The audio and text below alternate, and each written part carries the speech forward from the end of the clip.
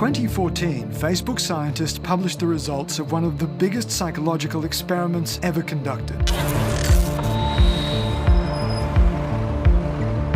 They took almost 700,000 Facebook profiles and deliberately skewed their news feeds to be either more positive or more negative.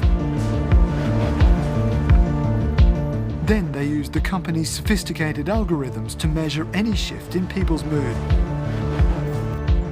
Their findings? The more positive the feed, the happier Facebook users seemed to be. The more negative, the more depressed they became. It proved the power of Facebook to affect what we think and how we feel. Facebook has very cleverly figured out how to wrap itself around our lives. It's the family photo album. It's your messaging to your friends. It's your daily diary. It's your contact list. It's all of these things wrapped around your life. This is the story of how one of the world's biggest and most powerful private corporations is turning our lives and our data into vast profits, and in ways we have no control over. They are the most successful company, arguably, in human history at just gathering people's time and turning that time into money. Like his company, Facebook's founder hardly needs introducing. Mark Zuckerberg started the social media platform 13 years ago when he was just 19 as a site for Harvard undergraduate students. When we first launched, we were hoping for, maybe 400, 500 people. Harvard didn't have a Facebook, so that's the gap that we were trying to fill. And now we're at 100,000 people, so who knows where we're going next. Within its first month, more than half the students had joined, setting the trend for the membership explosion that followed. Now, almost a quarter of the world's population has signed on. It is bigger than any country. Facebook is now a global colossus. It is one of the world's most valuable corporations, worth over $400 billion. Mark Zuckerberg is an international power broker in his own right. He's like a king, right? He's like a monarch. He's making decisions about your life on Facebook, what the rules are, and he's a benevolent dictator. You can't say that this is accountable governance or participatory governance in any particular way. But almost 2 billion users still isn't enough for Facebook. Mark Zuckerberg is aiming for the next billion. There is a limit to how much they can grow in established markets like North America and Australia, but the 32-year-old businessman sees huge potential in the developing world. There are 1 billion people in India who do not have access to the internet yet. And if what you care about is connecting everyone in the world, then you can't do that if there are so many people who don't even have access to basic connectivity. There's a term that's being used by folks connected to Facebook and Google called the last billion, where they're basically trying to figure out a way to spread internet access, but the internet that they're going to spread is an internet that's shaped by Facebook and Facebook's agendas. That's actually part of the long game here. Most people in a lot of the developing world are accessing the internet through their mobile phones, and there are these programs that are known as zero rating or Facebook Zero, so that when you get your smartphone, you can use you get free data if you're using Facebook, and so people stay on Facebook. They don't go anywhere else, and so that's their whole world on the internet becomes very much the same as they don't know any other kind of internet. Facebook is a free service, but that's because Zuckerberg has learned how to turn our data into dollars. Lots of dollars. Last year, his company earned $27.5 billion US, just under $16 for each user, and he's buying even more internet real estate. Clearly, there's one topic that we have to start with. You bought WhatsApp for $19 billion. Why did you do it, and what does it mean? You can look at other messaging apps that are out there, whether it's Kakao or Line or WeChat, that already are monetizing at a level of $2 to $3 per person with pretty early efforts. And I think that shows that if we can do a pretty good job of helping WhatsApp to grow, that this is just going to be a huge business. Facebook has WhatsApp, Facebook has Instagram, Facebook has Oculus Rift, not necessarily mainstream, but these are very big corners of the internet. Should we be concerned? We be concerned about the monopoly? We should always be concerned about monopoly. We should always be concerned about concentration of power. We should always be concerned about that. And we need to hold their feet to the fire at all times. I figure Facebook is all about community, right? It's all about what people around the world are coming together to do, connecting with friends and family, and forming these communities. Facebook presents itself as a digital platform, a neutral stage upon which life plays out. 2016. We all went through it together. It says it's a company that develops digital technology, not social engineering. For all the talk about community, Facebook is neither democratic nor transparent. Everything hits closer to home.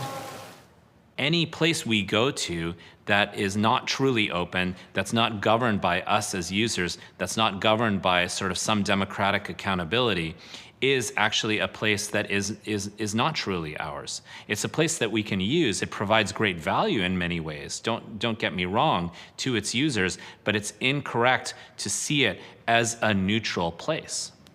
It can do things like a government, and indeed it has sort of inherited some government-like functions, but I don't think that passes the smell test to imagine that Facebook or any online platform is truly democratic. They're not.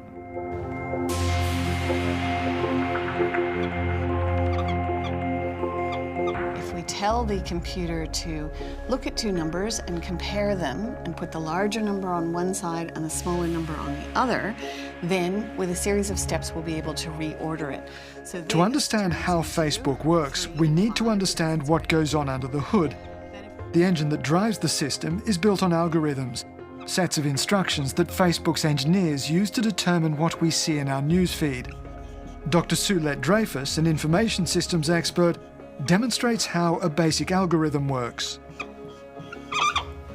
Typically an algorithm might be for processing some data or doing some arithmetic, summing something, for example, or it might be to try and recreate the decision-making process that we use in our human brain on a more sophisticated level.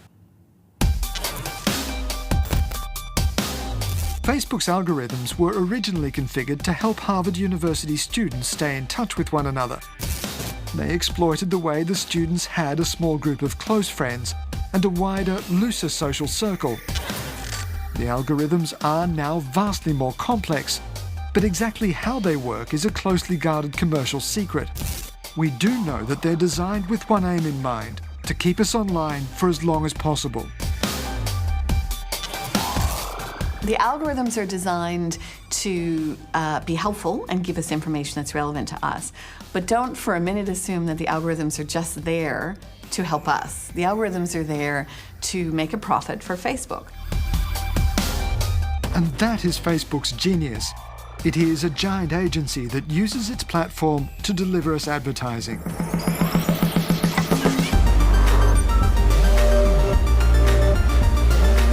By tracking what we do, who we associate with, what websites we look at, Facebook is able to make sophisticated judgments about the stories we see, but also advertising that's likely to move us to spend.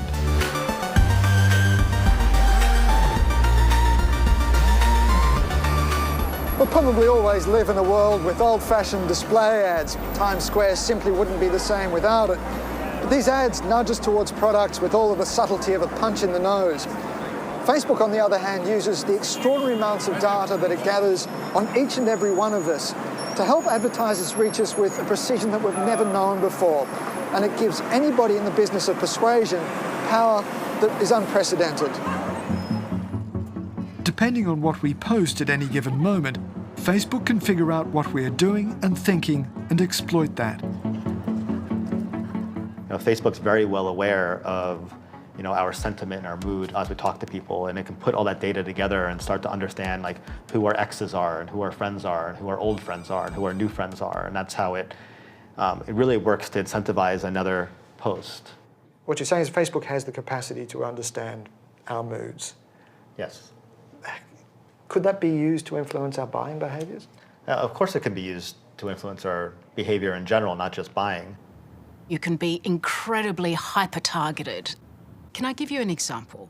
We don't always act our age or according to our gender stereotypes. A middle-aged woman might like rap music. She's sick of getting ads for gardening gloves and weight loss. So she posts on her Facebook that she likes Seth Century's Waitress song. Now she gets ads for a streaming music service, something she might actually buy. Inside of here, at the top here... Adam Helfgott runs a digital marketing company in New York. He uses a tool called Facebook Pixel. Facebook gives it to advertisers to embed in their sites. They can track anybody who visits their site and target them with ads on Facebook. Well, if you've ever logged into Facebook, and with any of your browsers, it's a good chance it'll know it's you. You don't have to be logged in. You have to have been there at some point in time. And if it's a brand new computer and you've never logged into Facebook, Facebook at that moment in time won't know it's you. But based upon their algorithms and your usage, they'll figure it out. So what you can then do is put this piece of scripting onto your website and then use Facebook data to find the people that looked at your website and then target ads to them. That's correct. Through Facebook. Yeah. That feels a little bit creepy. I mean, are there privacy issues involved with that? I mean, from a legal point of view, there's no privacy issues. That's just, the internet today and the state of it, and using a product that generates a lot of revenue for Facebook. For advertisers, it is a boon, giving them access to the most intimate details of our lives. Megan Brownlow is a media strategist for PricewaterhouseCoopers in Sydney. When you change your status, for example, we might see a young woman changes her status to engaged. Suddenly she gets ads for bridal services. These sorts of things are clues about what her interests might really be. The research from consumers is they don't like advertising if it's not relevant to them. If it actually is something that they want, they don't mind it so much. So this is actually not a bad thing. Nick Kubrilovic is a former hacker turned security consultant. He's been using his skills to investigate the way our data is tracked. One day, Kubrilovic made a discovery that startled the tech world. He found that even if you're not logged onto Facebook, even if you're not a member, the company tracks and stores a huge amount of your browsing history, and you can't opt out. If you don't like Facebook, if you don't like the kinds of things you're describing, just close your account. It's very difficult to opt out of Facebook's reach on the web. Even if you close your account, even if you log out of all your services, the way that they're set up with their sharing buttons and so forth, they're still going to build a profile for you, and it's just not going to have the same level of information associated with it. They don't even tell us clearly what they're doing. They tell us some things, but it's not specific enough to really answer the question, if somebody was going to build a dossier on me based on what Facebook knows about me, what would it look like? I should be able to know that so that I can make informed decisions about how I'm going to use the platform.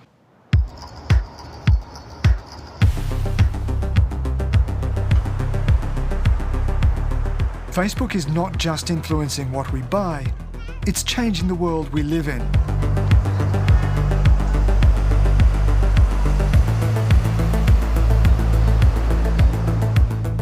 Sure, they want to kind of bring their service to everybody on the planet. From a commercial standpoint, that's obviously a goal. Whether it makes the world a better place is another question. Not only have you built this big business and this big social network, you now are determining the course of, you are possibly determining the course of world events. That's exactly what happened in the streets of Cairo. In January 2011, millions gathered in the city demanding the resignation of the autocrat Hosni Mubarak. It became known as the Facebook Revolution. The organisers used Facebook to rally vast crowds of protesters. They were so effective that the government tried to shut down the internet.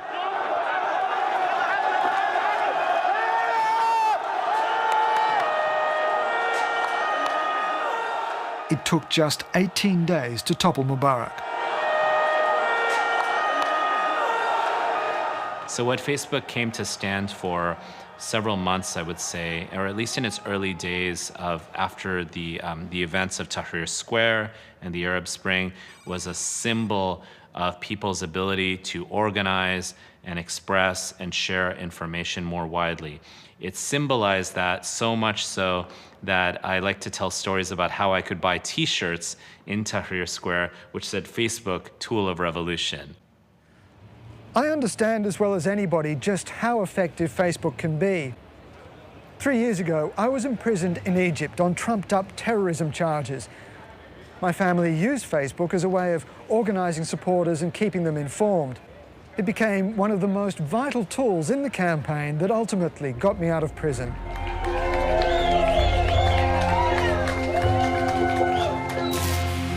The Facebook page became a place that anybody could find the latest on our case. The underlying algorithms helped push it to people who might have been interested in supporting our cause even before they knew it existed.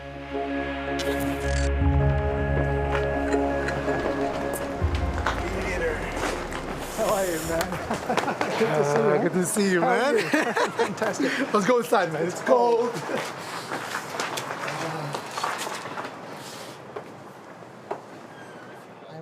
Mohammed Sultan was also arrested for protesting. He was imprisoned in the same jail as me.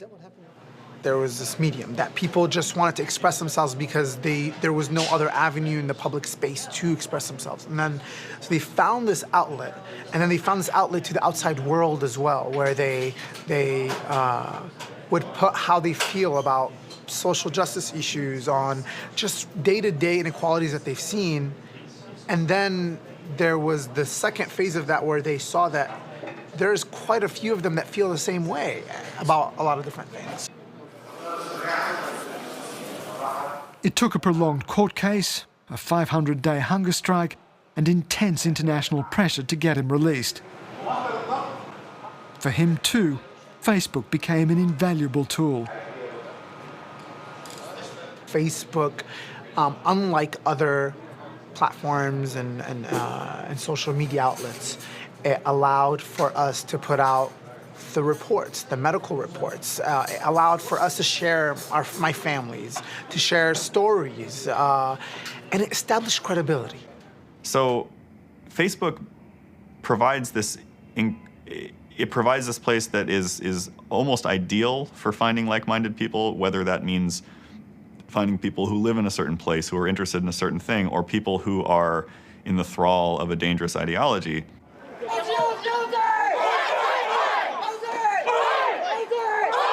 In Australia, Facebook has also become a powerful political tool for mainstream causes and groups on the fringe. They don't want to represent you. They want to represent the great global international agenda which corrupts our people from the inside, builds mosques in our communities, floods our beautiful country with third world immigrants. But is this what we want?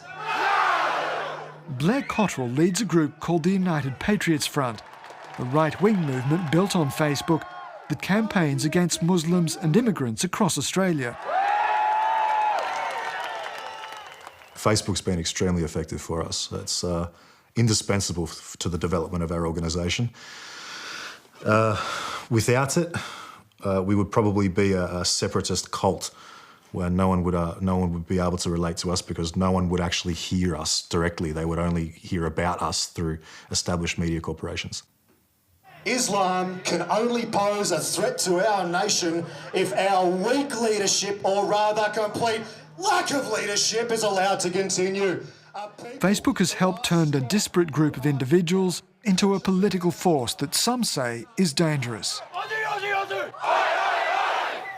It gives us the ability to cut out the middleman, to go directly to the people, to the audience with our message, to speak directly to the Australian people, which is a power that hitherto has only been beheld by established media corporations and anybody who speaks through such media corporations.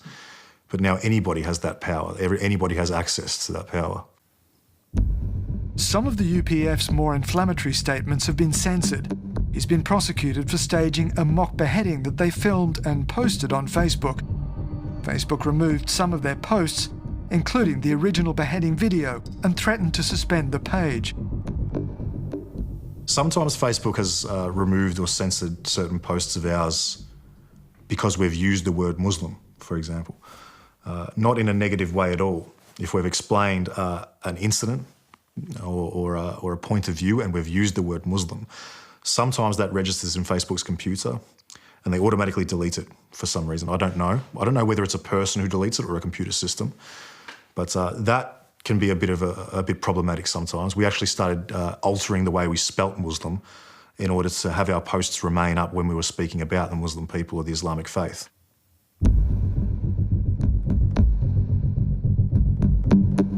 Facebook has been criticised for the way it censors controversial posts. Whenever someone flags a post as offensive, it gets sent to a human moderator who decides if it should be taken down. The company says it reviews 100 million pieces of content every month.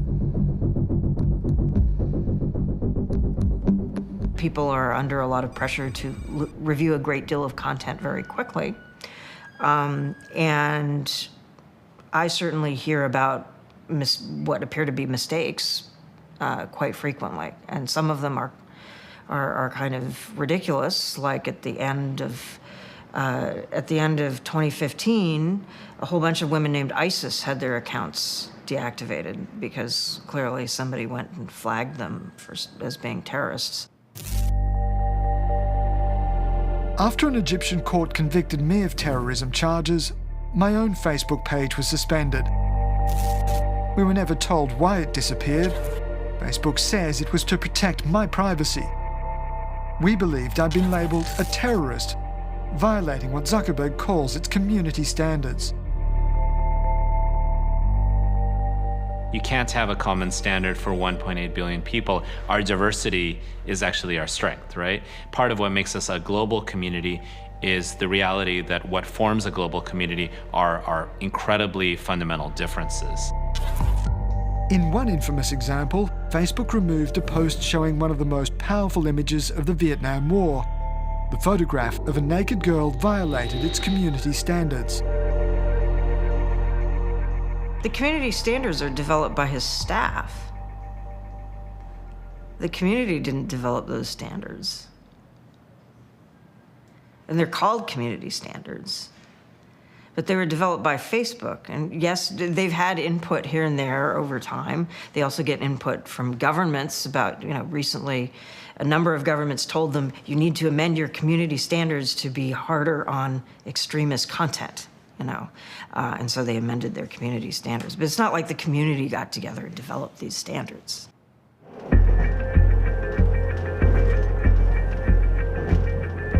Facebook is also transforming politics as we know it. Politicians have used social media for years, of course, but in this last election, campaigners used big data to radically transform American politics. In the words of some observers, they weaponized the data. We're on our way to Washington, D.C. to find out what impact Facebook has had on the fight for political power.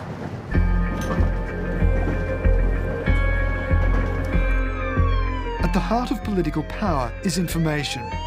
That's why government security agencies go to extraordinary lengths to vacuum up data. But increasingly, it is also becoming the key to winning power. I think that there's, a legitimate argument to this that Facebook influenced the election, the United States election results. I think that Facebook and algorithms are partially responsible, if not, the main reason why there's this shift towards hyper-partisan belief systems these days. We will soon have, by the way, a very strong and powerful border. When Donald Trump became the presidential frontrunner in last year's US election, few pundits predicted that he'd actually win. One of the Trump campaign's secret weapons was an ability to research social media data in extraordinary detail. It helped him understand and target his voters with a precision we've never seen before. By using Facebook's ad targeting engine, for example, they know if some of those independent voters have actually liked Republican pages or liked a Bernie Sanders page or like a Donald Trump page. So you can go to them to spend money to target advertising specifically to those voters. And it is a much more reliable, ultimately, form of targeting than many of the other online vehicles out there. Political strategist Patrick Ruffini runs a company that mines big data for the Republican Party. He produces social media maps that help them make sure their political messages hit their targets.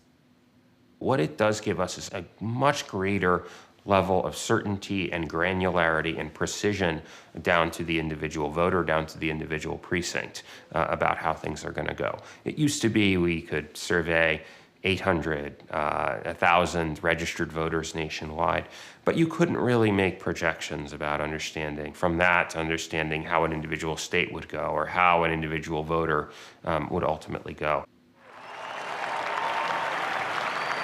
I, Donald John Trump, do solemnly swear that I will faithfully execute the office of President of the United States. It is one thing to know your voters, of course, and quite another to get them to change their minds. Facebook can help with that too. The ability to take the pools of big data that we've got and do really deep analysis of it to understand small groups of customers' preferences can be applied in a political setting in a way that is potentially worrying because it allows politicians to potentially lie better. For instance, you can't make a political statement on television without it being disclosed who's being paid for. Those same controls on the web are very lax. For instance, I could see a story about certain XYZ politician has done a great thing, produced on a completely different third-party news site, and I cannot know that that ad was placed by a political operation who have specifically targeted me because that information is not disclosed anywhere.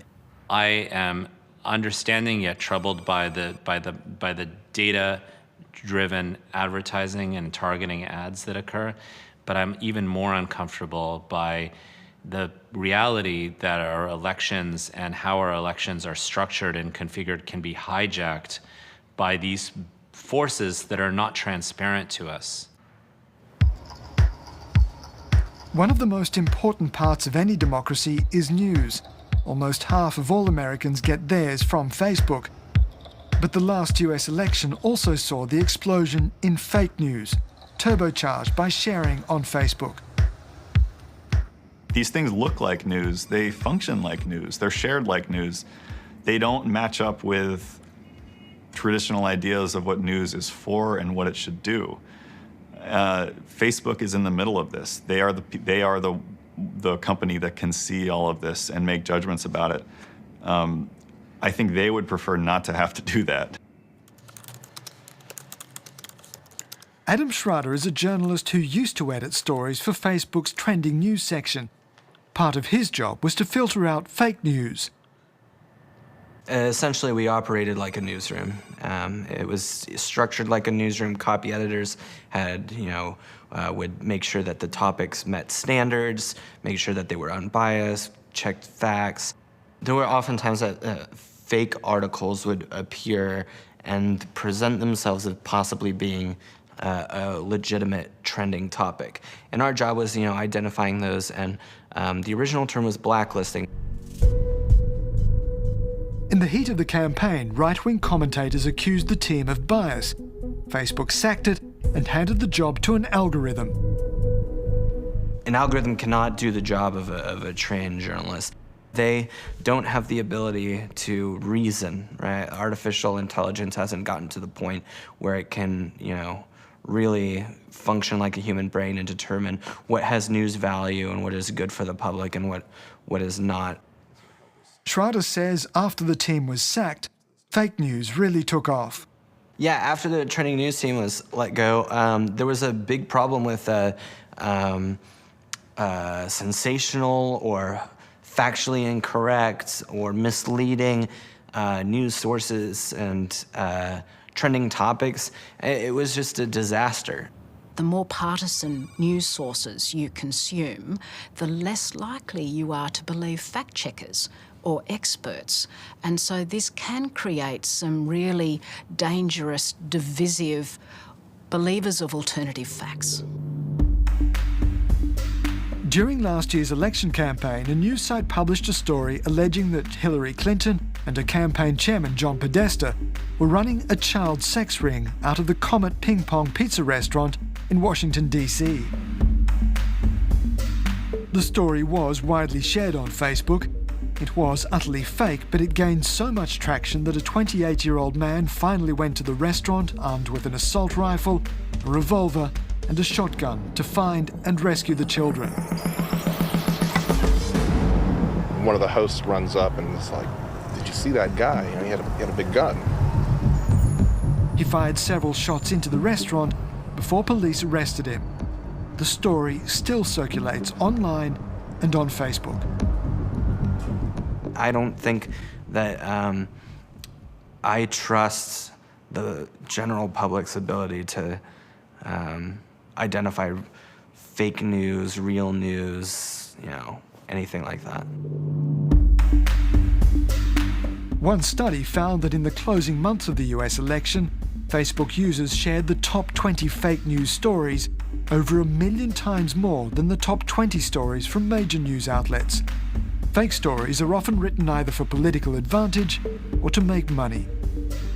There are a lot of people out there who aren't journalists and aren't publishers who are publishing. They don't have that same sense of obligation. So we are really in uncharted territory. I think one of the most important things is that we actually need a big public debate about this because it's changed the nature of news, and in doing so, it's changed our reality as a society. If you suspect a news story is fake, you can report it. Mark Zuckerberg initially dismissed the notion that fake news somehow skewed the election, but he is rolling out a system that allows the Facebook community to flag suspect stories. Mark Zuckerberg has said that, he's not in the news publication business, right? They're not a media company. But I think that's a mistake, kind of a denial, right? So they're definitely a media company, and I think that they should try and treat themselves more as one in the future. As more and more consumers get their news from digital sources, and Facebook in particular, the old-fashioned world of newspapers and TV stations is collapsing. Like most news businesses, the New York Times is struggling. Facebook sends plenty of readers to their stories, but most advertising dollars go to Facebook. Newsrooms are shrinking along with the resources for serious journalism. You'll hear this from small publications and large ones that their absolute audience is larger than it's ever been. And that surely has to mean something, but it certainly hasn't meant profits. I don't think there's a major news company in the world that hasn't changed its operations around Facebook in a real way. And I mean that both in the way that it produces stories and approaches stories and the way that it makes money. If Facebook is playing an increasingly important role in how we understand the world, its social mood study showed it affects how we feel about it. When its researchers explained how they manipulated the news feeds of some 700,000 users, they were criticized for playing with people's psychology without telling them. And yet its algorithms do that every day. They give us stories they know we want to see to keep us online and help advertisers send us more ads. I don't think we can treat Facebook as benign. I think it has enormous implications for how we experience our lives and how we live our lives. And I think that's the, simultaneously, that's one of the things that makes that network and others like it so, so phenomenally interesting and important. But Mark Zuckerberg's plans would have Facebook do far more. He wants its users to rely on the network for the way we organise society, discover the world, and conduct politics. He wants the community to inform Facebook, while Facebook watches over us. The philosophy of everything we do at Facebook is that our community can teach us what we need to do, and our job is to learn as quickly as we can and keep on getting better and better. And that's especially true when it comes to helping to keep people safe. For the past decade, In a post on his own profile in February, he outlined his plan for the company, a kind of manifesto for the central role he wants the platform to play in societies around the world. We're also going to focus on building the infrastructure for community, for supporting us, for keeping us safe, for informing us, for civic engagement, and for inclusion of everyone. So it's a document that really felt like an attempt to take some responsibility, but it wasn't apologetic. It was fairly bold, and it seemed to suggest that the solution to Facebook's problems is more Facebook. Zuckerberg has great ambition. Progress needs humanity to come together as a global community, he writes. Facebook can help build it. It wants to help fight terrorism while its news service can show us more diverse content. He is behaving recently in ways more befitting of a politician than a CEO. There's a lot of speculation that he may run for office. To my mind, if Facebook continues to be as successful as it is, not just through Facebook, but through its other products, through Instagram and WhatsApp, if it continues to be so central in people's lives, he doesn't need to run for office. He will be presiding over a platform and a venue where people conduct a real portion of their lives. It seems there is almost no limit to Facebook's intrusion into our lives, for better or for worse. I want to thank all of you for joining us to hear more about some of the things we're working on at Facebook to help keep our community safe. Zuckerberg convened what he called the Social Good Forum to help people whose Facebook posts indicate that they might be at risk of harming themselves or committing suicide. We're starting to do more proactive work, like when we use artificial intelligence to identify things that could be bad or harmful and then flag them so our teams can review them. Or when someone shares a post that makes it seem like they might want to harm themselves, then we give them and their friends suicide prevention tools that they can share to get the help that they need. The ability to get big data and to gather data about us in all aspects of our lives creates a particular type of power among the people or organizations that have that data. So they can say, oh, these are your daily habits. There's been some research done that nearly half of what we do is just repeating patterns of what we did the day before. And from that, you can also predict, potentially, how people will behave in the near future as well. And that's perhaps a little bit concerning for people who care a lot about their privacy. You use the word potential harm. That's a fairly big word. That's a fairly serious phrase.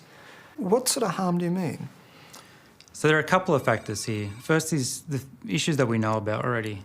And they are from little things such as ad targeting, giving away what your girlfriend's bought you for your birthday and doesn't want you to know about, through to a 14-year-old boy who hasn't come out as gay yet and his parents discover the fact because of the advertising that's being targeted to him, through to potential future harms. One of the problems in the privacy realm is that we only have one identity and we can't take back what we've already handed over. Facebook is far more intimately involved in our lives than any company we've ever seen before. Facebook has a responsibility to inform people of what is happening to their data. And so then there can be a conversation also with the community about whether people agree that this is an appropriate use. And right now, they're not providing enough information for that conversation to take place. There's no take back on private data.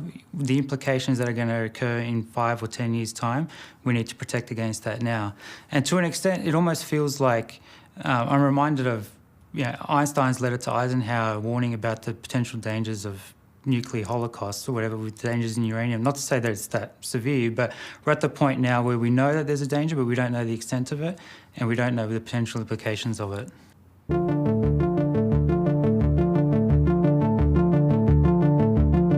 Our lives are now measured in data. What we look at, who we talk to, what we do, is all recorded in digital form.